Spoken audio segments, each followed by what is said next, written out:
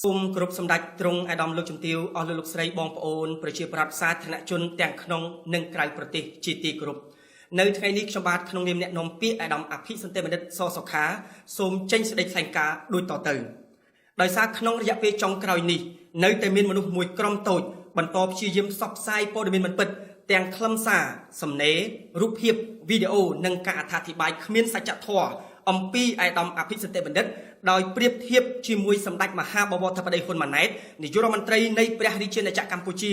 ក្នុងចេតនាញុះញង់បំភាន់ឲ្យសាធារណមតិមានការយល់ច្រឡំចំពោះគោលជំហរដ៏ម៉ឺងម៉ាត់របស់អាដាមអភិសន្តិបណ្ឌិតនិងសាមគ្គីភាពផ្ទៃក្នុងដ៏រឹងមាំរបស់គណៈបកប្រជាជនកម្ពុជា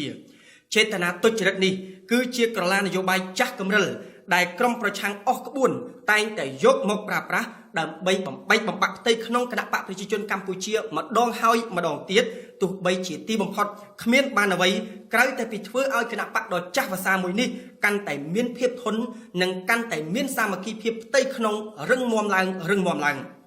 ក្នុងន័យនេះខ្ញុំបាទសូមជម្រាបជូនថាអាដាមអភិសន្តិបណ្ឌិតគឺលោកមិនមែនជាមនុស្សប្រជែងមុខតំណែងដោយពាក្យអុចអាលញុះញង់នោះទេក៏ប៉ុន្តែអាយដាមអភិសន្តិបណ្ឌិតលោកតែងតែប្រកាន់ខ្ជាប់វប្បធម៌រួមចំណែករែកពុនរួមគិតរួមធ្វើ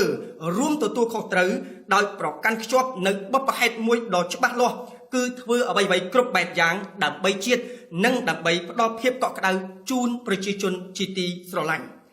ក្នុងក្របខ័ណ្ឌគណៈបកអាដាមអភិសន្តិបណ្ឌិតគោរពការសម្រេចចិត្តរបស់មហាសន្និបាតគណៈបកប្រជាជនកម្ពុជា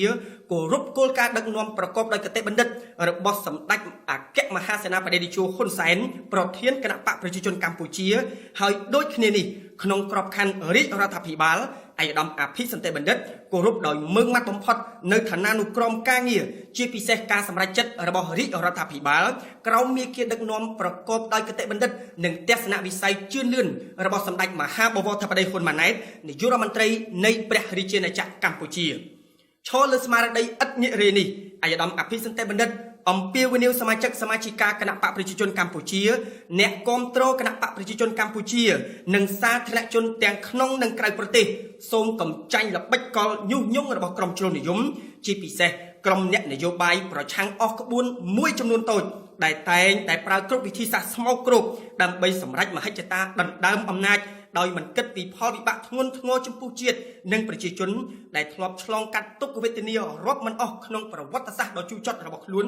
ព្រោះតែល្បែងនយោបាយបែបលៀបពណ៌ល្បែងនយោបាយបែបញុះញង់និងបំបែកបំបាក់អាដាមអភិសន្តិបណ្ឌិតអំពាវនាវជនរួមជាតិមានជំនឿជឿជាក់និងបន្តគាំទ្ររាជរដ្ឋាភិបាលនីតិកាលទី7នៃរដ្ឋសភា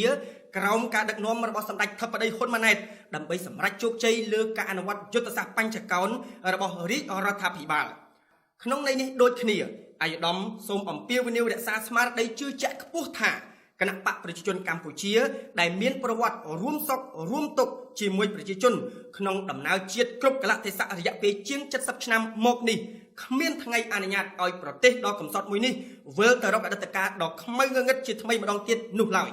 ផ្ទុយទៅវិញមានតែការរួបរวมសាមគ្គីគ្នាដើម្បីបន្តថែរក្សាសុខសន្តិភាពនិងខិតខំអភិវឌ្ឍជាតិឲ្យកាន់តែចម្រើនរុងរឿងស៊ីវិល័យ